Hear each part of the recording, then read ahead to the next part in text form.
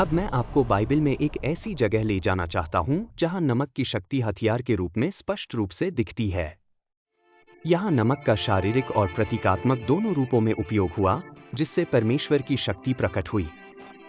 इसलिए मेरे साथ 2 राजा 2 आयत 19 से 22 पर जाए।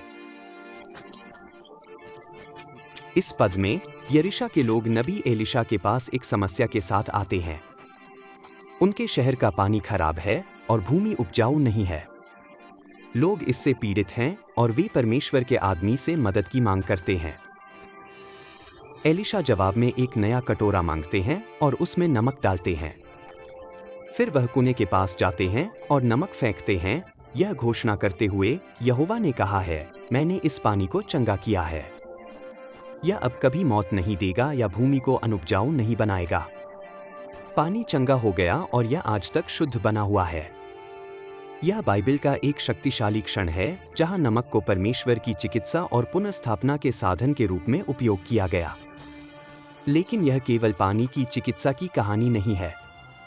यह आत्मिक युद्ध की कहानी है। यरीशा शहर पर श्राप था। उसका पानी खराब था। उसकी भूमि बंजर थी।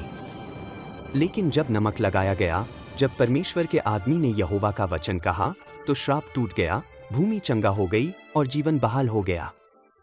इस संदर्भ में नमक शारीरिक पदार्थ से ज्यादा था। यह एक आत्मिक हथियार था।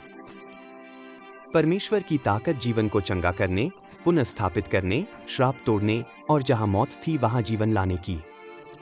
और मेरे प्यारे भाइयों और बहनों, यही शक्ति आज हमारे लिए उपलब्ध है जब हम नमक की वाचा में चलते हैं, जब हम पृथ्वी के नमक के रूप में जीवित रहते हैं।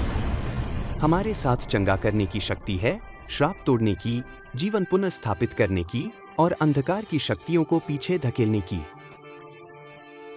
प्रार्थना में नमक का आध्यात्मिक महत्व। परमेश्वर के कई लोगों ने एक सत्य साझा किया है जो उनके अपने जीवन में शक्ति का स्रोत रहा है। एक सत्य जिसने उन्हें उनके सम्मुख आत्मिक युद्धों में बनाए रखा है। एक सत्य जो मुझे लगता है कि आपकी प्रार्थना जीवन को बदल सकता है। यह प्रार्थना में नमक की शक्ति है। प्रार्थना में नमक का उपयोग करने के कार्य में कुछ गहरा है। बाइबल में नमक का अक्सर बलिदान के साथ संबंध होता है। लेवी 2 पद 13 में परमेश्वर का आदेश है कि हर अनाज भेंट में नमक मिलाया जाए। वह कहते हैं, अपने परमेश्वर की वाचा के नमक को अपनी अनाज भेंटों से बाहर न छोड़े। अपनी सभी भेंटों में नमक जोड़े। नमक क्यों? क्योंकि नमक शुद्धता, संरक्षण और हमारे परमेश्वर के साथ संबंध वाचा का प्रतीक है। जब हम प्रार्थना में नमक का उपयोग करते हैं, तो हम प्रतीकात्मक रूप से परमेश्वर की वाचा की शक्ति को बुला रहे होते हैं। उनकी रक्षा करने का वादा, हमें शुद्ध रखने का और हमारी ओर से लड़ने का। अपने जीवन में आप इस सत्य की शक्ति का अनुभव कर सकते हैं। ऐसे समय आते हैं जब युद्ध प्रचंड होते हैं, जब शत्रु अंधक होता है, जब अंधकार अभिभूत करने वाला प्रतीत होता है।